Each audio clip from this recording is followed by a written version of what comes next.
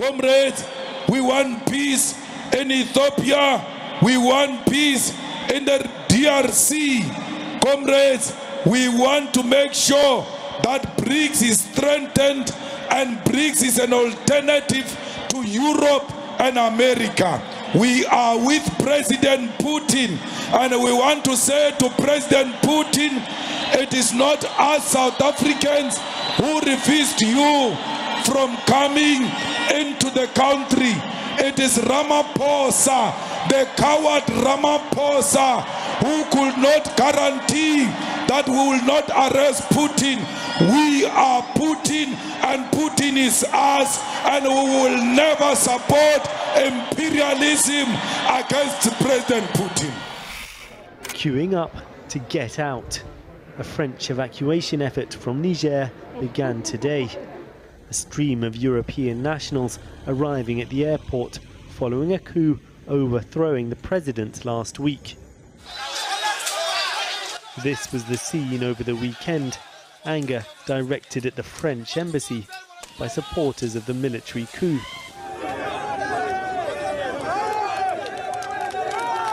They applauded Niger's soldiers.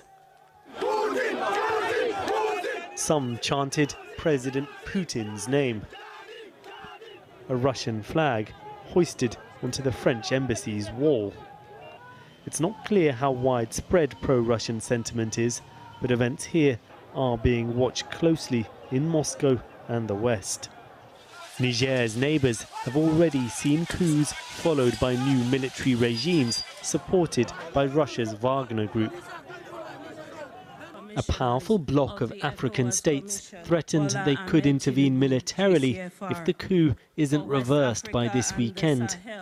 But in response, Mali and Burkina Faso's pro-Russian leaders said they'd come to the defense of Niger's new military dictatorship.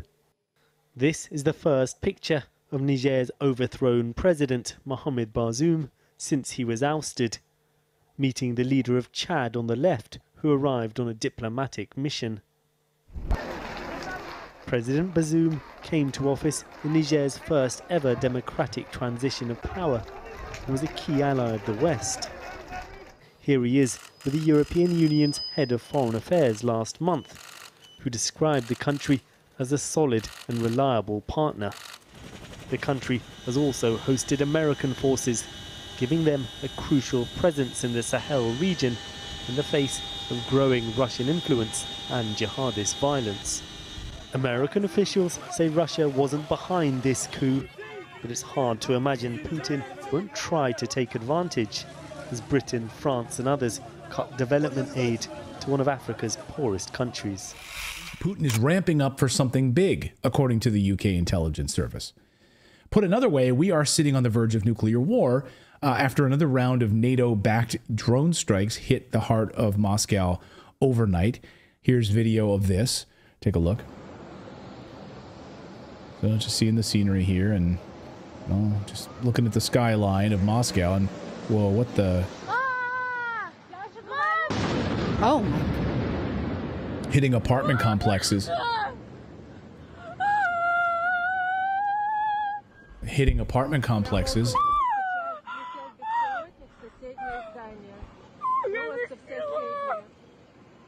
Yeah. So the world is on the verge of nuclear war, and NATO seems hell-bent on making it actually happen. So, yeah, we're getting dangerously close to this, and you have to think, well, no, they would never do this. But if you really if you lay it out, and this is exactly what Dmitry Medvedev just said this morning, former Russian president Dmitry Medvedev has warned that there is simply no other way out. There he is with Putin. And he threatened a nuclear response by Russia. If you, basically what he's saying is, if NATO continues to do this, and if NATO tries to have a victory, like a Ukrainian victory, which would mean attacks on Moscow and taking over Crimea and taking all of this land back, that's a non-starter. That means that yes, a nuclear response would be the response. That's what Medvedev is saying. There's no other way out, he says. Do you know what they're playing with here? The death toll from a suicide bombing in Pakistan over the weekend has risen to 54. Footage of the aftermath shows the devastation in the northwestern region bordering Afghanistan. As mentioned, dozens were killed. Nearly 200 people were wounded. The blast targeted an election rally for a party headed by a man considered to be a pro-Taliban cleric.